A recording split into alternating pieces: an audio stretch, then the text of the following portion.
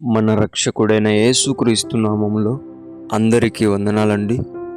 ఈరోజు దేవుని మాటలు లూకాసు వార్త 19వ అధ్యాయము 10వ వచనము.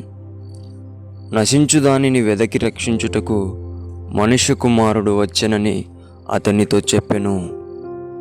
ప్రియమైన దేవుని బిడ్డ, శాపంలో పడి నశించిపోతూ ఉంటున్నావేమో, పాపంలో పడి నశించిపోతూ ఉంటున్నావేమో, రోగముల చేత నశించిపోతూ ఉంటున్నావేమో, అనేక లోక మాటల చేత నశించిపోతూ ఉంటున్నావేమో, నీ జీవితాన్ని నాశనమునకు నడుపుకొని దుష్టుని చేతిలో చిక్కులో పడి నశించిపోతూ ఉంటున్నావేమో. దేవుని బిడ్డ, నిన్ను రక్షించుటకే యేసుక్రీస్తు ప్రభుల వారు ఈ లోకానికి వచ్చాడు. నశించు దానిని వెదకి రక్షించుటకే ఆయన వచ్చెనని అతనితో చెప్పెనని లేఖనం సెలవిస్తుంది. దేవుని బిడ్డ, చీకటిలో ఉంటున్న నీ జీవితాన్ని వెలుగులోకి నడిపించడానికి ఆయన వచ్చాడు.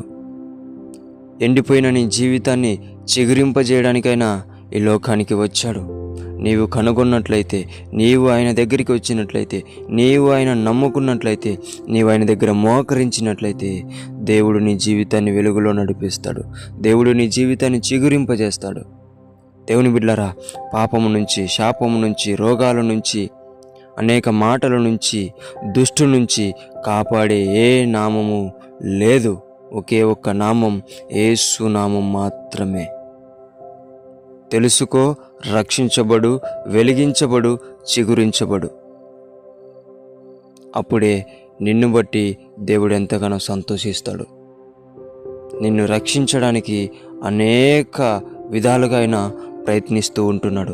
ఆయన దగ్గరికి రా, రక్షణ పొందుకో. దేవుని బిడ్డ, దేవుడి మాటలను నీ హృదయంలో స్థిరపరిచి నిన్ను రక్షించునుగాక. ఆమేన్. ప్రార్థిద్దాం.